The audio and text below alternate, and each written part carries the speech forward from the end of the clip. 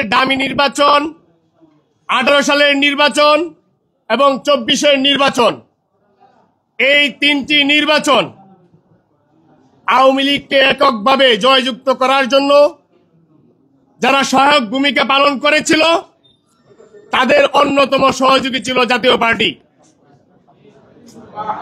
এই জাতীয় পার্টি যাতে কোনোভাবেই আগামী দিনে বাংলাদেশে রাজনীতি করার সুযোগ না পায় এবং তাদের নিবন্ধন বাতিল করা হয়, এই জন্যই গণ অধিকার পরিষদের পক্ষ থেকে আজকে প্রধান নির্বাচন কমিশন বরাবর আমরা একটি লিখিত আবেদন দিচ্ছি। বরাবর মাননীয় প্রধান নির্বাচন কমিশনার, বাংলাদেশ নির্বাচন কমিশন, বিষয় আওয়ামী লীগ, জাতীয় পার্টি, জোটভুক্ত গণহত্যাকারী 14 দলের নিবন্ধন বাতিল প্রসঙ্গ। জনাব, গণ অধিকার পরিষদের পক্ষ থেকে সালাম এবং শুভেচ্ছা নিবেন।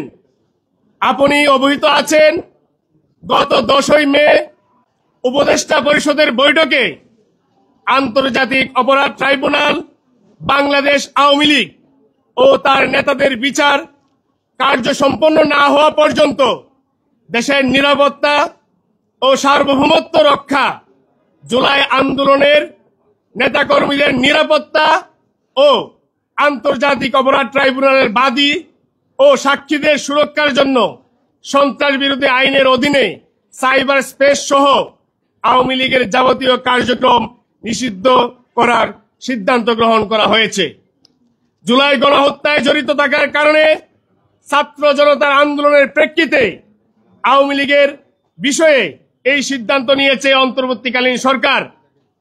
একইভাবে তাদের জোটসঙ্গী জাতীয় পার্টি 14 দল বাংলাদেশের নাগরিকদের উপর চালানো গণহত্যাকে পূর্ণ সমর্থন জানিয়ে গণহত্যাকারীদের পক্ষে অবস্থান নিয়েছিল।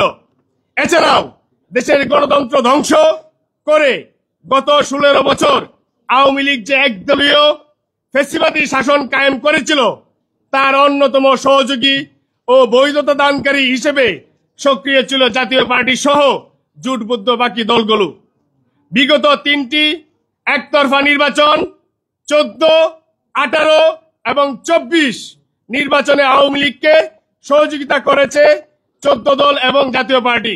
একটি গণতান্ত্রিক রাষ্ট্রে পরপর 3টি নির্বাচনে জনগণকে ভোট দিতে দেওয়া হয় নাই।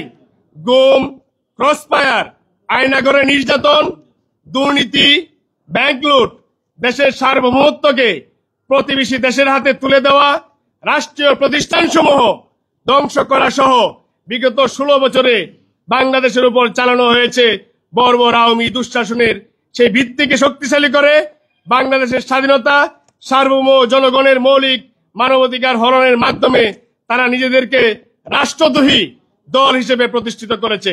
তাই বাংলাদেশের উপর নির্মম বর্বরতা চালানো এবং ধারাবাহিক দুঃশাসনের প্রধান হোতা আওয়ামী লীগ ও তার জোটসঙ্গী প্রত্যেকটি দলকে গণহত্যা ও রাষ্ট্রদ্রোহিতার অভিযোগে দলগুলোর নিবন্ধন বাতিল ও নিষিদ্ধ ঘোষণা করে যথাযথ শাস্তির মুখোমুখি করার আহ্বান করছে গণ অধিকার পরিষদ। আশা করি দ্রুত সময়ের মধ্যে আওয়ামী লীগ, জাতীয় পার্টি সহ তাদের দোষরদের নিবন্ধন বাতিল করার প্রয়োজনীয় ব্যবস্থা গ্রহণের মাধ্যমে জনক্ষোভ দূর করে আপনার নেতৃত্বে নির্বাচন কমিশন প্রয়োজনীয় উদ্যোগ গ্রহণ করবে। প্রিয় সাংবাদিক বৃন্দ, আজকে আমরা এখানে এসেছি মূলত এই যে জাতীয় পার্টি কিছুদিন আগেও জিএম কাদের একজন হত্যা মামলার আসামি, তিনি বক্তব্য দিয়েছেন যে বর্তমান অন্তর্বর্তীকালীন সরকার তিনি মানেন না। স্বৈরাচারের দূষর এই জিএম কাদের কোন সাহসে বলেন যে বর্তমান অন্তর্বর্তীকালীন সরকার তিনি মানেন না? সে বলার কে? এবং এই জাতীয় পার্টির এই গণহত্যার দায়ে যারা জড়িত এদের প্রত্যেককে অনতি বিলম্বে গ্রেপ্তার করে শাস্তির আওতায় আনতে হবে এবং আগামী দিনে এই বাংলাদেশে যাতে কোনো ফ্যাসিবাদ জন্ম না নিতে পারে সেই জন্য যতগুলো রাজনৈতিক দল আমরা আছি, আমরা সবসময় রাজপথে সোচ্চার ভূমিকা পালন করব। ধন্যবাদ সবাইকে। এই মুহূর্তে আপনাদের সামনে কথা বলবেন গণ অধিকার পরিষদের মুখপাত্র জনাব ফারুক হাসান। আচ্ছা, ধন্যবাদ। ইতিমধ্যে আমাদের আজকের যে লিখিত বক্তব্য সেটি গণ অধিকার পরিষদের সিনিয়র যুগ্ম সাধারণ সম্পাদক হাসান আল মামুন পাঠ করেছেন। আসলে দেখুন, একটা বিষয় পরিষ্কার, গত 5ই আগস্ট আমরা আওয়ামী লীগ এবং আওয়ামী লীগের দোসরদের বাংলাদেশে ছাত্র জনতার গণ আন্দোলনের মাধ্যমে নিষিদ্ধ ঘোষণা করেছি। কিন্তু এই অন্তর্বর্তীকালীন সরকার ক্ষমতার চেয়ারে বসে 9 মাস পার করলেও আওয়ামী লীগের বিষয়ে চূড়ান্ত সিদ্ধান্ত নিতে পারে নাই, নাকি তারা ইচ্ছা করেই নেয় নাই, এটি কিন্তু জনমনে একটি বড় ধরনের সংশয় এবং সন্দেহের তৈরি করেছিল। সেই জায়গা থেকে আমরা আবারও এই সরকারকে আলটিমেটাম দিয়ে রাজপথে নামি এবং রাজপথ অবরোধ করি। টানা 2 দিনের গণ আন্দোলনের ফলে সরকার অবশেষে আওয়ামী লীগের কার্যক্রম বিচার শেষ হওয়ার আগ পর্যন্ত নিষেধাজ্ঞা জারি করে। যদিও এদেশের গণমানুষের দাবি ছিল আওয়ামী লীগকে নির্বাহী আদেশে নিষিদ্ধ করা, কিন্তু সরকার আওয়ামী লীগের কার্যক্রমের উপরে একটি অস্থায়ী নিষেধাজ্ঞা দিয়েছে। তারপরেও আমরা প্রাথমিকভাবে এটিকে বিজয় হিসাবে উল্লেখ করে আমরা সরকারকে ধন্যবাদ জানিয়েছি। কিন্তু আমাদের প্রশ্ন, যে আওয়ামী লীগ বিগত জুলাই আগস্টে এদেশের মানুষের উপরে গণহত্যা চালিয়েছে, এদেশের ছাত্রদের বুকে গুলি চালিয়ে অসংখ্য ছাত্র জনতাকে হত্যা করেছে, যে অপরাধে আওয়ামী লীগকে আজকে আমরা অপরাধী বলছি, গণহত্যাকারী বলছি, ফ্যাসিস্ট বলছি, সেই একই অপরাধে আওয়ামী লীগের অন্যতম সহযোগী দোসর জাতীয় পার্টি এবং 14 দল তারাও দোষী। আওয়ামী লীগের কার্যক্রম নিষিদ্ধ হলে এই অন্তর্বর্তীকালীন সরকার জাতীয় পার্টি এবং 14 দলের কার্যক্রম কেন নিষিদ্ধ ঘোষণা করলেন না?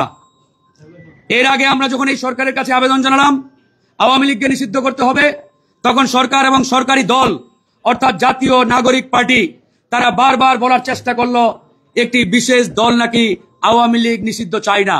সেই বিশেষ দল কোনটি? বিএনপি। বিএনপি নাকি আওয়ামী লীগ নিষিদ্ধ হোক এটা চায় না। এরপরে আমরা বিএনপির সাথে বৈঠক করলাম, বিএনপিকে বললাম আওয়ামী লীগের প্রশ্নে আপনাদের অবস্থান কি? আওয়ামী লীগের প্রশ্নে বিএনপি জানালেন সরকার যদি নির্বাহী আদেশে আওয়ামী লীগকে নিষিদ্ধ ঘোষণা করে এখানে বিএনপির কোনো আপত্তি থাকবে না, কিংবা বিএনপির কোনো এখানে নেগেটিভিটি বা নেতিবাচক কোনো এখানে অবস্থান নেই। এরপরে সরকারকে আমরা আবার জিজ্ঞেস করলে সরকার ওই একই সুরে তাদের পূর্বের বক্তব্য তারা জারি রাখলো। আপনারা অবগত, গত পরশুদিন যখন আওয়ামী লীগ নিষিদ্ধের ঘোষণা এই সরকারের কাছ থেকে আমরা জানতে পারলাম, তখন বিএনপির পক্ষ থেকে কিন্তু এই সরকারকে ধন্যবাদ জানানো হয়েছে এবং এই সিদ্ধান্তকে তারা স্বাগত জানিয়েছে। একই সাথে আজকে আমরা এই সরকারের কাছে প্রশ্ন রাখি, আপনারা যদি আরো 6 মাস আগে আওয়ামী লীগকে নিষিদ্ধ করতেন এর ফলাফল কি হতো? বিএনপি বাধা দিতেন কিংবা বিএনপি ওই সিদ্ধান্ত মানতেন না? বিষয়টি তো এমন নয়। তাহলে কেন এই 6 মাস আপনারা জনগণের সাথে ছল চাতুরি করে আওয়ামী লীগ নিষিদ্ধের এই সিদ্ধান্ত আপনারা ঝুলিয়ে রেখে এক প্রকারের জনগণকে ভোগান্তির মধ্যে ফেললেন? এই যে টানা 2 দিন আন্দোলন করলাম, আমাদের তো শঙ্কা হচ্ছে এবং জনমনেও এটা নিয়ে প্রশ্ন যে সরকারি প্রেসক্রিপশনে তাদের সেই সরকারি দলকে তারা যমুনার সামনে নামিয়ে দিয়েছিল কিনা, এই প্রশ্নের উত্তর এই সরকারকে দিতে হবে। কারণ আজকে দেখেন, যমুনার সামনে বিগত 3 মাস আগে সভা সমাবেশ নিষিদ্ধ করে 44 ধারা জারি করা হয়েছিল। এরপরেও কেন একটা বিশেষ দল সেখানে গিয়ে আন্দোলন করবে, অবরোধ করবে, তাদের উপরে সেই শান্তির মানে ধোয়া কি বলে ওটাকে, ওই ঠান্ডা পানি তাদের উপরে ছিটানো হবে? অপরদিকে আমরা যখন আওয়ামী লীগ নিষিদ্ধের আন্দোলন করতে গিয়ে পল্টন মোড় অবরোধ করলাম, ঠিক আমাদের উপরে ওই হাসিনার পেটুয়া বাহিনীর মতো এই সরকারও পুলিশ বাহিনীকে লেলিয়ে দিয়ে আমাদের উপরে আক্রমণ চালানো হলো। আমাদের 9 জন সহযোদ্ধা আহত হয়েছে সেদিন। তো এরকম একটা অবস্থা তারা জারি রেখেছে। এখন আজকে আমরা এই জন্য নির্বাচন কমিশনের কাছ থেকে পরিষ্কারভাবে 3টি বিষয়ে আমরা জানতে চেয়েছি যে আওয়ামী লীগকে ইতিমধ্যে সরকার তাদের কার্যক্রমের উপরে নিষেধাজ্ঞা দিয়েছে, তাদের নিবন্ধন বাতিল করতে আপনাদের কত সময় প্রয়োজন? মাননীয় প্রধান নির্বাচন কমিশনার আমাদের বলেছেন সেই নিষিদ্ধের বা নিষেধাজ্ঞার যে গ্যাজেট, এই গ্যাজেটটি আমাদের হাতে আসার সাথে সাথে আমরা আওয়ামী লীগের বিষয়ে সিদ্ধান্ত নেব। এখনো তারা সেই গ্যাজেটটি হাতে পান নাই। একই সাথে তারা বলেছেন সরকারের নির্বাহী আদেশের কোনো সিদ্ধান্ত, এমনকি আদালত কর্তৃক কোনো সিদ্ধান্ত যদি আমাদের কাছে আসে আমরা সেটি এক্সিকিউট করতে বাধ্য থাকব। এরপরেও তাদের কোনো এখতিয়ার আছে কিনা যারা গণহত্যাকারীদের সহযোগী তাদের বিষয়ে অ্যাকশন নিতে? তারা বলেছেন আমাদের নির্বাচন কমিশনের আইনে রয়েছে আমাদের বিধি মোতাবেক কোনো রাজনৈতিক দল যদি অ্যাক্ট না করে তাহলে আমরা তাদের বিষয়ে আইন অনুযায়ী যথাযথ ব্যবস্থা নিতে পারবো। তারা ইতিমধ্যে আয় ব্যয়ের হিসাবের চিঠি প্রত্যেকটি রাজনৈতিক দলকে দিয়েছেন। তারা বলেছেন এই আয় ব্যয়ের হিসাব যদি তারা এখানে জমা না করে তাহলে তার পরিপ্রেক্ষিতে তারা সিদ্ধান্ত নিতে পারবেন। একই সাথে আমাদের হাসান আল মামুন বলেছেন জিএম কাদের এখনো বহাল তবিয়তে ঘুরে বেড়াচ্ছে। কার নির্দেশে, কার শেল্টারে, এটা আমরা জানতে চাই। ওবায়দুল কাদের 3.5 মাস বাংলাদেশের ভিতরে ছিলেন, কিন্তু এই অন্তর্বর্তীকালীন সরকার এবং এই সরকারের পুলিশ বাহিনী তাকে গ্রেপ্তার করতে পারেন নাই। এটা একটা টোটালি রং কথা। বরঞ্চ সরকারের সহায়তায় তিনি বাংলাদেশের ভিতরে আরামায়েশেই ছিলেন, তাকে গ্রেপ্তার করে নাই। একই সাথে কিছুদিন আগে দেখেছেন আমাদের ওই আব্দুল হামিদ সাহেব সরকারি সহযোগিতায় দেশ ছেড়ে পালিয়ে গেছেন বা তাকে বিদেশে যেতে সহায়তা করা হয়েছে। তো আমরা জিএম কাদের সহ 14 দলের প্রত্যেকটি নেতাকে গ্রেপ্তারের আহ্বান জানাই। 14, 18, 24 সালের অবৈধ ফ্যাসিস্টদের পাতানো নির্বাচনকে বাতিল ঘোষণা করে এই নির্বাচনে যারা জনপ্রতিনিধি হয়েছিলেন তাদেরকেও বিচারের আওতায় আনার আমরা দাবি জানিয়েছি নির্বাচন কমিশনের কাছে। তো ধন্যবাদ, ভালো থাকবেন, আল্লাহ হাফেজ। Thank you. মিডিয়াকে দিয়ে দেন, মিডিয়াকে মাহফুজের কাছে আছে ভাই,